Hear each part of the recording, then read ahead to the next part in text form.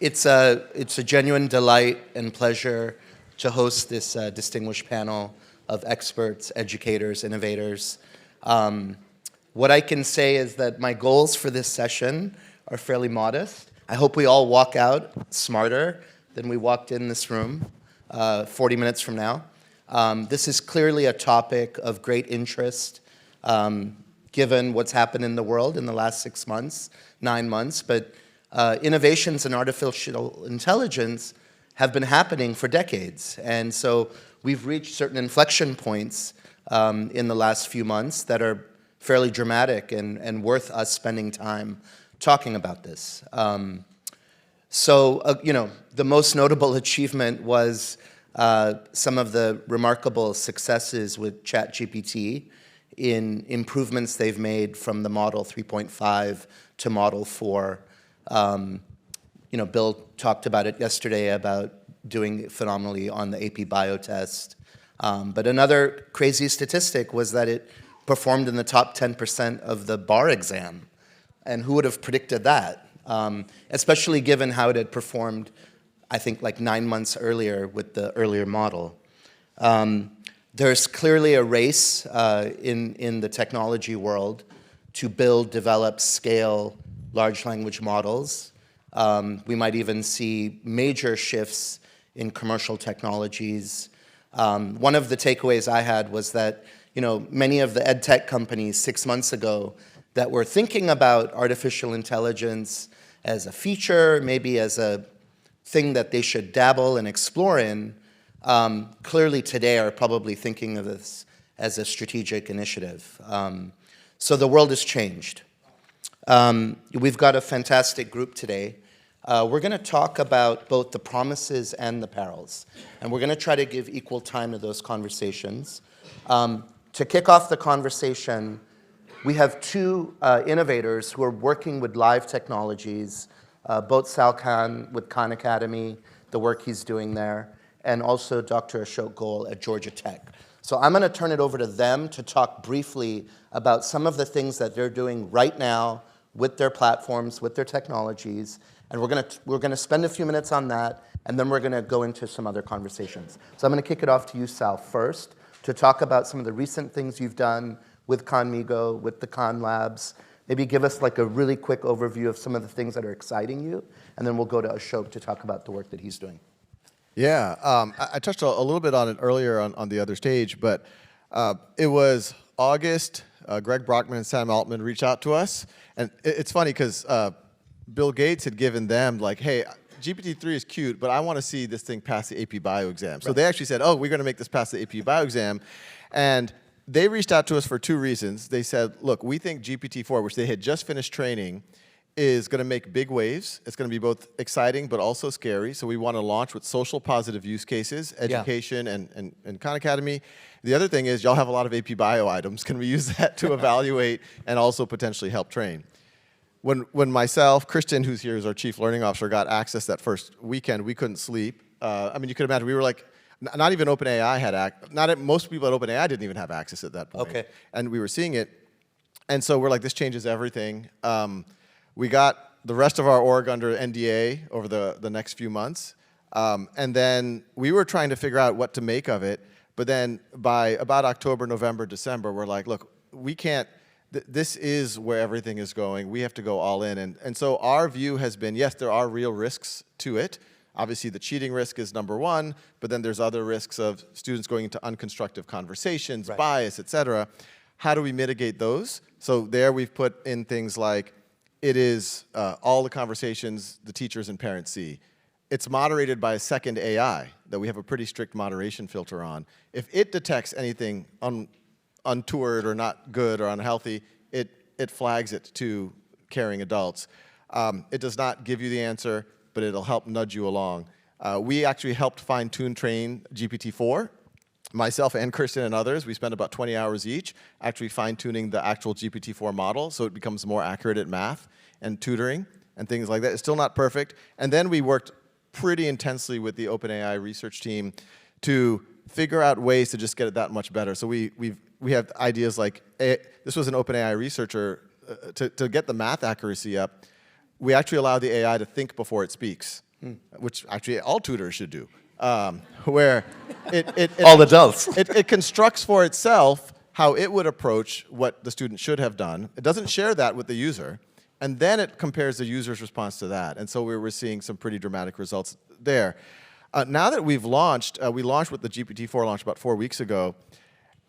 It's been a far more dramatically positive reception than we would have imagined, especially from teachers. Because, as we know, a lot of teachers were already using ChatGPT, but it's in this very unconstrained environment. And a lot of students were, and in many cases, for cheating. And so now to actually give it in a frame that mitigates a lot of the risks, and then making it an explicit teacher tool.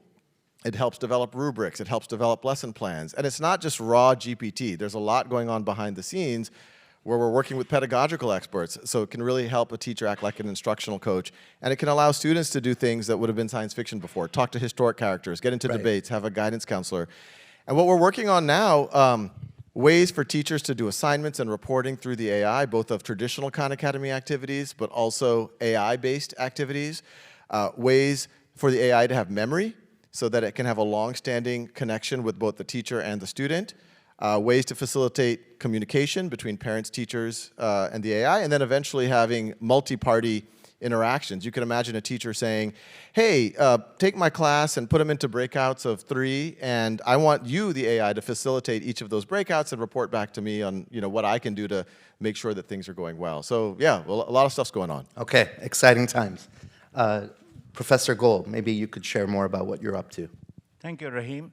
So at the National AI Institute for Adult Learning and Online Education, we are very interested in using AI to mitigate some of the adverse impacts of AI. As advances in technology occur, people need recycling, reskilling, upskilling, and we want to use AI to help that reskilling and upskilling processes. So we have integrated ChatGPT with an earlier agent we had developed called Jill Watson.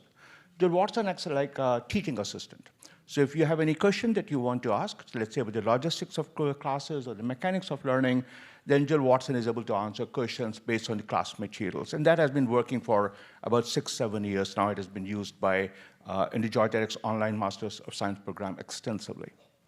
By using Jill Watson as the front end and ChatGPT as the back end, we get 2 advantages. First, now we can cover a very wide range of topics.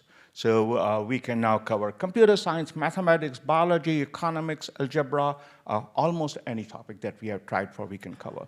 And second, now we can carry on long conversations with the students. So these are not just question answering systems, these are not conversation systems. So the way it works is students post questions on some discussion forum. Jill Watson scrapes them from the discussion forum and uses its own capabilities to do intent classification.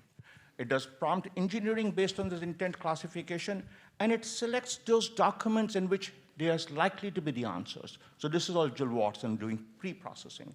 It sends these documents and the prompts into ChatGPT through its API, and in the output side, as ChatGPT gives answers, Jill Watson is using logical entailment to make sure that ChatGPT is not giving answers based on hallucinations. Those answers actually are part of the documents that we gave to ChatGPT. It's working really well in our lab right now, and next month we will introduce it in real classes, at least 10 classes.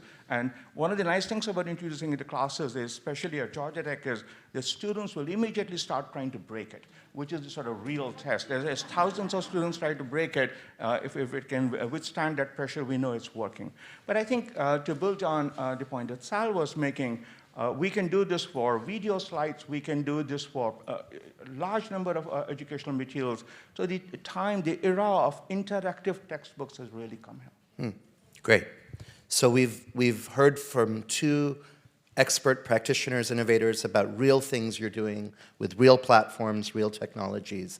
I want us to take a step back and think about multiple different use cases. Both of you are very focused on teaching and learning.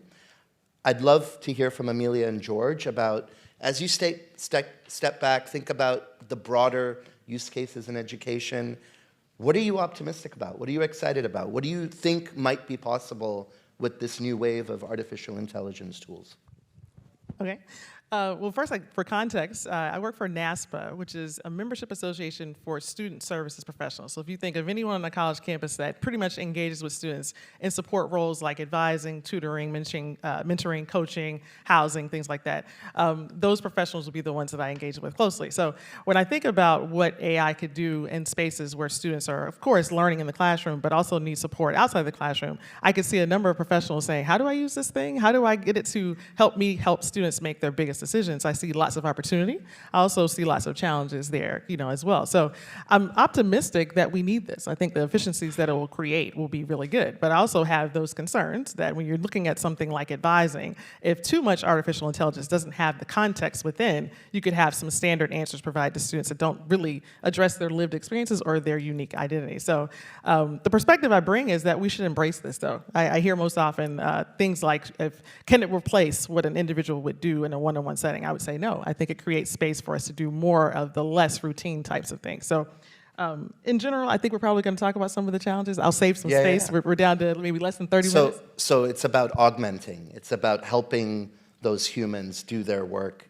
Absolutely. Better. So it wouldn't replace human decision making. It should be paired with. Yeah. I got some examples. The teaming, the pairing. Absolutely. Excellent. Okay. George. Well, I think probably one of the first opportunities is around, we've noted human AI teaming. There's ways that we can make the activities that happen in our classrooms and across universities more impactful. Now, I'm thinking exclusively from a higher education lens. I think there's certain things such as advising, or if you look at what we've done with predictive analytics for a while. I mean, we've been on this decades-long process where first, if it's digital, it produces data. If you have data, you have analytics, and that was my original background, was learning analytics as an academic space. And once you're in analytics long enough, that's kind of purgatory for AI. And so I think we're sort of at that stage now where with enough data sets and enough activity and enough computational capacity, we can amplify the prediction mechanisms that we have in place. We can amplify the ability to support students across various needs, pathways through curriculum, and so on. But that's what I'd call sort of stage one or low-hanging fruit. Like, you don't need a crystal ball to look at it and say, well, of course we're going to improve those parts of the student experience through AI and through human AI teaming. I think I'm a little more motivated on what does it change completely about the university system and which parts of it get questioned and get rewritten in some ways. And so I guess we'll get at that a little bit perhaps into the risks discussion, but I think the more provocative opportunities and the ones that are more threatening to the existing university sector are those that cause us to change our teaching and learning practices. And instead of, let's say, it's a simple illustration, instead of taking a course, you take a chat bot of some sort. You know, your BioBot guides you through it, and it's reflective of what you know and how you go through it. I mean, right now we can't do that. We could, but we can't do it simply because there's system restrictions such as credit hour and student financial aid and so on. Okay, that's great. So now we're going to get into the risk section. This is the fun section. So as these technologies have emerged, you know, there's been some great, very public experiences individuals have had that you know, highlighted some of the worries, whether it's the hallucinations, some of the stilted kind of reactions by the AI, the inaccuracies, questions about the data that these models have been trained on, the breadth of those models, the accuracy of those models. I would love for you to help us understand, as these models get further developed, what are some of the ways in which we should be mitigating those risks or dealing with some of those risks? And I just would love to open that up because I think that is, especially in the field of education, something of high consequence. Many of our students, you know, they get one shot at this, right? They don't get so many shots at this. And that kind of interaction with these technologies could be life-altering to some individuals. So I'd love for us to open up what are some of the risks, how ought they be mitigated or reduced, and I'll just open it up to whoever wants to drive that first. I'll take a stab. You know, first of all, I mean, the hallucination, the math inaccuracies, you know, those are real risks. I mean, we've been struggling with it for months.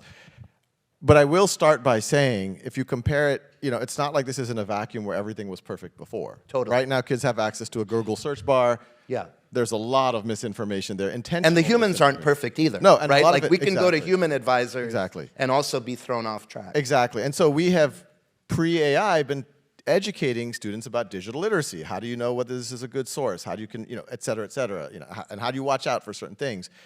I think the same thing is there. So, one of the things that's front and center is like we tell the user, like, Conmigo can make mistakes, here's why. Yeah. And we think that's not just important to kind of create a little bit of resilience in the experience, but also it's part of educating the student about the world they are going into. Whether or not they're using Conmigo, AIs can make mistakes. But beyond that, it's all of, I think, there's a lot of folks here are, create ed tech applications like, wow, these models can do so much. What's the role of the application now? Right. And I was afraid of that. I mean, just like, oh, does this, do we need Khan Academy anymore in this world? And very quickly, I mean, I had some late night conversations. You could just with Kristen retire about and, that. I was like, Kristen, it's a nonprofit. I can't just retire. I have some savings. But we quickly realized that actually that is the role of the application providers to put the safeguards in place. To like how we put the second AI that's moderating the first AI. Parents and teachers can monitor everything. We realized this whole thought. We have a 3-call process to make sure the math accuracies are there. We have a lot of people who are hammering our prompts, making sure that kids can't cheat, making sure that there aren't backdoors, making sure that they can't do prompt insertion and make it go off, do Sydney type behaviors. We've taken a lot of care. We've gotten a lot of feedback. We have a few thousand people using it for the last month, and they're like, it's GPT-4, but it seems so much better than like Sydney or what ChatGPT-4. And we're like, yeah, that's because we cared about its personality. We've spent hours and hours trying to tweak it so it gives it at the right level, it's using the right language. And to the other point, one of our top priorities is the memory. So it gets to know the student and does what the student, and there's some fascinating things. My daughter, she loves Conmigo when it talks in like Gen Z slang. And when she does it, it just completely engages her in I mean, I'll admit, my oldest son loves using Khan Academy. My daughter, I've had to push her a little bit, bribe her sometimes. But this has completely changed her outlook. And so I think the more that we can customize it to students, put these safeguards, it's all on the application layer, turn it into a really magical experience, I think we can start to mitigate some of these. There's other things, and this is where we're very careful about bias. We hide the personally identified information as it goes from the user to the AI, so that's another risk. So it doesn't know. You might say, my name's Mary, but it'll say user whatever to the AI. And also, right now, because this is a new world and these are children, and this was OpenAI to their credit, they said, we don't want to use, and we said, yeah, this is good. We're not going to use any of your data to train the AI right now because this is kind of a new area. Interesting. Others on the risks and the cautions and the watch-outs? Well, I'd say there's risks that really have 3 broad categories, from my end. One is the risk that was already alluded to, which is there's bias, there's ethics, there's, is the model representative of populations? It very much fits sort of into a Western English knowledge base in terms of training. So those are things, and there's excellent researchers, from Timnit Gebru and Emily Bender and others who are questioning exactly that cluster of concepts as what is fair, what is ethical, and what ways do we prevent big tech, notably from deploying things that are really experimental. And I think it's fair to say this is a pretty huge social experiment with potentially colossal, unanticipated consequences. Like this is the equivalent of it's foggy and I'm going to drive super fast and hope no one stopped in front of me. Right. Like that's what we're doing right now with these deployments. Yeah. And so that's risk one, and I think that's an enormous risk that isn't receiving the attention. There are people that are calling for pause AI, which is silly on a good day of the week, but I appreciate the sentiment. There's people who are then going out recently. Gary Marcus, like yesterday, said we need a global AI regulatory system, Right. and so I see it's a conversation that we need to have, even though part of it feels incredibly futile to have. Simply because the players that need to be having it are your Microsofts and your Googles and your OpenAIs and likely the government of China and some of these other groups. So that's tier 1 risk strategy. Political and market incentives maybe don't necessarily work towards that kind of they work regulation. towards the political entities and the companies, not to end users and society. Yeah. Right. That's the current infrastructure, I think, from a risk reward basis. The second tier I would look at is what are the systemic risks, and I'm unabashed in my assessment of this, and others. I saw mention his opening comments. Ezra Klein wrote an article about this in New York Times, which is we're all, as you play with it, you're like, oh. like this changes everything. Like there's something different here. I've been in the ed tech space since the late 90s, and I've run through different hype cycles. This just feels qualitatively a different experience. So I think there's a threat to the university and how they're organized. From a university end in particular, it'll be a winnowing of the field, right? If you create the first effective AI-based curriculum, the first user-friendly experience of working with AI, you know what it costs? Over $100 million plus to train, say, GPT-3, GPT-4. So if you look at those kinds of costs, a lot of universities won't have the resources to do it. So there will be a first out of the gate advantage, and they will, I think, have a way, and we're already seeing with ASU and others, there's a globalizing component to the winners of the AI education race, at least in higher education. And then I think the third level that we're looking at is just like, well, is it going to kill us? And that's kind of out of scope for my talk, right? But I think there is an existential crisis that a lot of very bright people see as potentially threatening. But nobody's taking the foot off the pedal, though. We're just aware that we're all going to die. Right. Amelia. Yeah. We all will die in some, I have to build on your second comment about the impact on higher ed. I do think about the speed at which we're using AI and the extent to which the new jobs, the new roles that have yet to be defined will actually be prepared to do those. And so I see it as an opportunity for workforce and higher ed to partner, but I do wonder if we'll be able to actually keep pace. The other risk, I think, is that to the extent that we create a lot of automation and leave out the human piece, so you're going to hear me reiterate that piece, for students who are experiencing college for the first time, that could be the difference between them feeling as though they're connected or not connected. So I'll use a cheesy example, but one I think we can all relate to. So my suitcase is in the back there. I'm planning on leaving after this. But if anybody's ever called the airline and you need to make a change to your flight, let's say instead of going to DC, you want to go to New York, you call and it says, "Hello, Amelia, welcome back. I'm Aaron. I can hear full sentences and answer your questions in a few words. Tell me what you need today." And you're like, "A few words? Good. Representative." At that point, I just want to talk to operator. And they'll say, it sounds as Customer service. It sounds as though you want to speak to a representative. I can help you. What do you need? I need you to connect me to a representative. So what I mean by that is I think we should absolutely embrace the efficiencies, but it's going to take us some time to actually get the conditioning of people to want to use that as their first option. If we don't, I might hang up the phone and say, fine, I'll just drive. But for the student who says, I need this type of advice to make the decision that's most important to me, what major should I select? You need the technology, but you also need the person advising them on the other end as well. And if we don't get that together as quickly as this technology is advancing, those who have the resources to help students will be able to keep them enrolled, and those who don't will probably see those students leave for other options. So I want to add one other risk factor that we haven't talked much about yet. These advances in AI are almost surely going to have an impact on employment. So I had sent an article from New York Times which said ChatGPT can now do 80% of the tasks of an executive assistant. As a kind of joke, I sent it to my executive assistant. Not a good joke. Was it funny? Did they laugh? She was super alarmed by this. Right. So my sense is that most students will embrace these technologies. Most teachers will adapt to them. But the administrative staff is very, very concerned. So the one big question for us is, what kind of incentives do we build in our economic, social, political systems? So that instead of automation, we go towards augmentation. Right now, most of the incentives are towards automation, not augmentation. Interesting. And that requires a sort of reframing of the problem so that the university presidents are thinking about how can I use all of this AI to help people do their jobs better or to do better jobs, but not how do I reduce the number of staff because I can do it more cheaply with AI. And that's a completely different framing. So on this theme of augmentation, actually George shared some thinking with me, and one of the things that really resonated me with is the risk of what we offload to the AI as humans, and then does that or does that not debilitate us as learners, right? So like this fascinating question of like, yes, we want the tool or the technology to solve some of the brute force issues that would help us be more productive or more thoughtful or a better researcher, a better scientist. But what are we giving up in terms of our own cognitive effort and mental kind of effort to the AI that we might actually never be able to get back?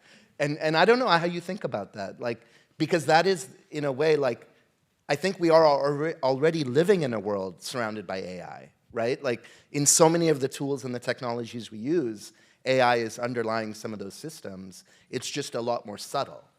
So I'm wondering how you think about that from an educational perspective as a learner. Learners are entering a world, going into a world where those tools and technologies are only going to get more sophisticated. How do we protect human intelligence in that world? You have some thoughts. I'll go after you. Well, I was going to say, so first I guess we need to identify which parts of human intelligence are worth actually protecting, right? So the one thing I always look at is, if it's an intelligence capability that will enable us to continue to remain more intelligent, it's worth protecting. If you want to do a draft of a paper and you're kind of looking at that blank screen effect and you can quickly have something produced through an AI system, it can be sort of a lubricant that'll reduce, say, the friction of a cold start idea generation. But when it comes to things that I think are core human traits, and this we're going to have to figure out in university systems, is what does it mean to be human in an age of AI? When are we meeting AI halfway by giving up parts of human autonomy? Particularly, I'm thinking of things like, the metacognitive capacity of goal setting and orientation, the learning value that you get when you exit confusion through the formation of a coherent view of a topic area. Those are things I'd like to keep central to that conversation, or to the human dynamic. But there's a bigger question that's emerging, which is, what is the value of what we're assessing? If an AI can produce an essay that is passable quality, or if it can quickly generate a PowerPoint presentation or images, then is that what humans should be doing with their intellectual effort? And so I think that big conversation of what does it mean to be human in an age of AI cashes out in terms of what is it that we be teaching, and how should we be teaching it? And I don't think that's a clear conversation yet, because we may find that, well, we want to preserve metacognitive aspects because it's uniquely human. Simple example was, we know students are writing essays with ChatGPT. We know teachers are using it, but Vanderbilt put out an essay after one of the shootings, or an Yes, I saw alert, that. if you will. And what they ended up doing is, at the bottom they put with this, condolences to students, or here's support services. They said written with ChatGPT. I think that was very telling, because we're fine if somebody writes an essay or an article with ChatGPT because it's taking it saves a bit of time. But when we get into the space of care, into the space of human emotion, we almost collapse on ourselves and we're like, no, ChatGPT doesn't belong here. Right. And I think that's a telling thing that points to a friction that we're going to have to articulate more concisely in our curriculum. I couldn't agree more. I think in this space, I heard a really interesting kind of live debate about this, and to the extent that professors could rely on AI to actually do the very first pass at grading papers, looking for things like misspellings and grammar issues. And so someone said, absolutely, I'd love to save that kind of time. And the very next question was, does that mean that basically we're going to reduce staff, we're going to reduce the number of people here? And it was like, no, actually it would free up that time, and the kind of conversation they would have with the students. Now that we've done the basic checks, let's talk about your development of your thoughts, and let's see if you can build on those types of arguments. And if we're thinking that graduates are trying to build things like critical thinking and communication, it's going to be supplemental to it. Now, I think that there are definitely going to be those times when that pace of that happening gets off, and the strategic communication piece could be a little bit off as well. But I think we've had it in place long enough that the efficiencies that will come, if we embrace them, strategically, it could actually work out pretty well. But it was a heated debate, and the idea that somebody was on the side calculating all the savings they would get if they were to cut half their staff, and I don't want to see us get to that type of situation. Well, I'll just throw out, the notion that's happening is there's always been human intelligence that can do this stuff for us. And if you're in an organization and you elevate from being a writer to an editor, it's the exact same phenomenon. You go from a software engineer to a software But we need manager. fewer editors than writers. That's right.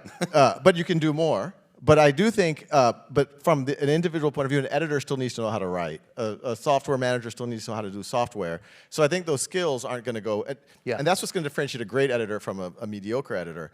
I will say, on the higher education point, in some ways, and I know this is it's a sensitive conversation, this might in some ways save higher education business models, because $60,000 a year is not a sustainable situation. I mean,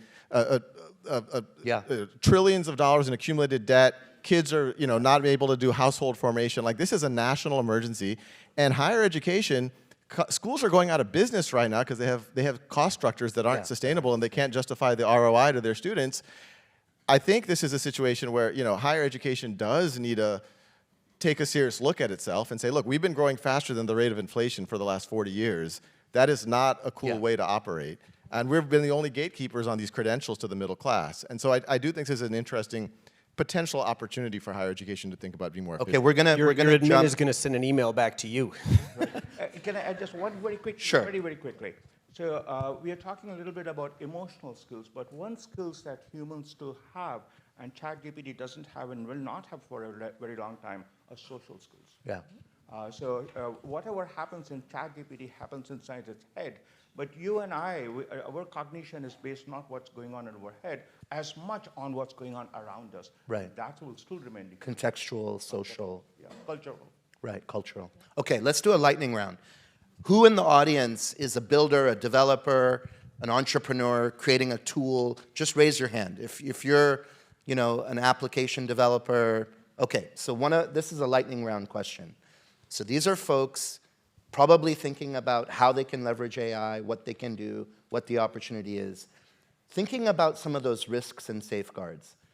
Really quickly, like what is the one thing they ought to be thinking about? I know that's a hard question. I always Any start advice? with research literature. Understand what we already know about learning before you duplicate something that doesn't need to be duplicated. Okay. Cultural context. I want to know who you're working with, and if it's racially and ethnically diverse, the people who are not just doing the coding, but possibly giving you the inputs for what you're developing. I want to see representation.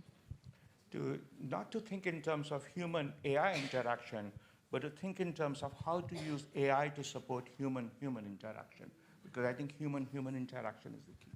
And I'll just say, focus on the problem, not the technology. Put the pedagogy first, and then the technology might be paper, or it might be large language model.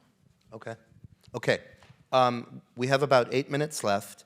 I want us to really drill into some of the equity implications, because both in terms of how these language models and AI tools are developed in commercial settings, with whom they're developed, some of the limitations, we talked a little bit about that, some of the biases in the training data, actually some of the fears people have about what these tools will do or are doing already, and who they exclude, who they include.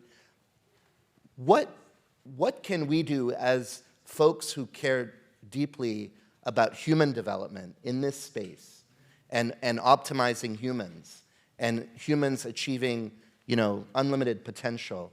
What are the things we ought to be doing as leaders, as educators, as developers to address some of those equity concerns and equity risks, which are real, which are absolutely real? We've had companies that have actually reduced their research staff that are focused on safety with AI because, frankly, it's maybe not in their commercial interest. And some of these companies are not necessarily representative of populations that these tools will then serve. So these are deeper structural issues. They have to do with who does this work, who builds these tools. But let's focus on this topic. So what are you worried about, and do you have any solutions or ideas of how that could be mitigated? I do have a concern, and I think it maybe comes in the framing of what we want to do for populations, let's say historically marginalized populations. It's very tempting to say, I see a community in need, let me pop in and give them this thing, let me test this tool on them. I would use the analogy I did with a friend yesterday for dinner, and I said it's very common for someone to say, I'm going to go into this community, none of the people in which have a car, I'm going to bring my car, and I'm going to start to drive them wherever they need to go in their own neighborhood that they know the streets of because they walk all the time. And at some point, riding in the backseat of the car, the person who's driving, it's nice because now you don't have to walk, you can go everywhere. But at some point, I'm going to want to drive. I want to have my own way to navigate the systems that I know. And so I think coming into spaces where you're trying to help is really good, but at some point, if you're not elevating that same community so they can do those things on their own or be a part of the solutions on the development side, you run the risk of feeling as though you know all the issues better than the people you're serving.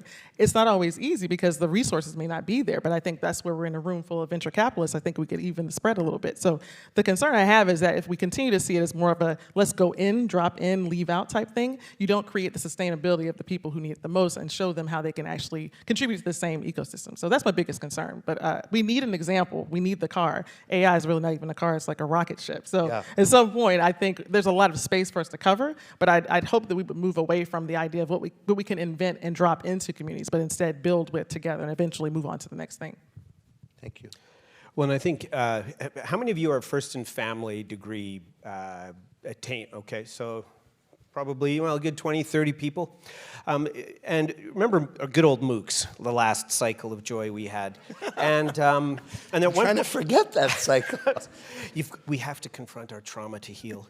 But one of the things that came out of MOOCs was there was an initiative at one point where a company had an arrangement with the government of California, and they were going to help address math education issues with a large part of the population that was sort of marginalized, underrepresented. And lo and behold, the results were disastrous. So if you add technology to an already difficult equity situation, you almost always increase the equity divide. And that's for a few reasons. One is economics. $20 a month if you're doing, ChatGPT Plus is not an inconsequential cost for a student if they need to use it as part of their curriculum or their teaching and learning. But I think the other issue that's consequential there is, does the tools, the technology, the resource that they use reflect the lived experience of the student? Yeah. So if you have parents who've graduated, you can go up to them and say, how do I fill out these applications? Or what do I do this? How do I select class? What does it mean to get registered for a dorm? If you've never been and you don't have any people in your life that have gone that route, everything is a cold start problem for you, which is an enormously challenging issue. And so my worry is that AI will potentially make that worse. Yes, we can say, oh, it'll maybe help us navigate the space better. But all indications of previous technology adoption is it favors, unless we intentionally intervene, people who are already in better positions than average. So there's increasingly popular saw that AI is too important to be left to AI researchers or AI corporations. We really need participated design in everything we do.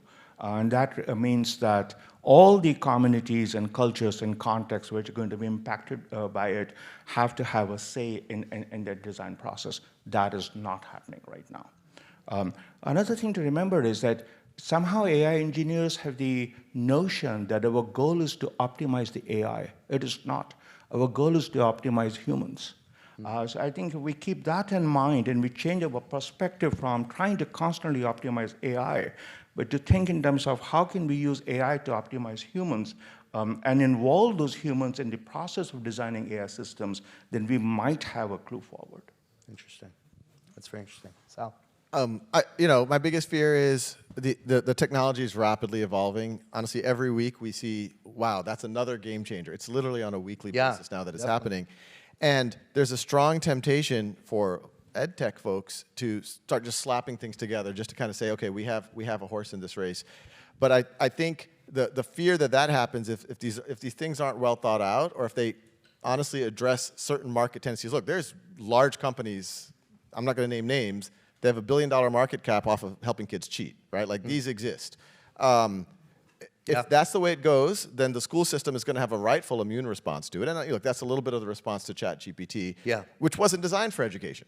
So I'm not blaming the ChatGPT creators, but so I think the negative scenario is this happens fast, not well thought out stuff just gets thrown out there, and that the education system has immune response, which will result in the kids who their primary mechanism of learning is through the system aren't going to be able to get the benefits of AI, while all of our kids, will still be able to get them whatever they need. It's a highly stratified. That's going to create. So the other way we need is people. Some kids are dabbling deeply in it in a private school. I'll give one little vignette that it's almost a little bit sad. I talked to a head of admissions at a very elite university. I'm like, "Are you worried about this?"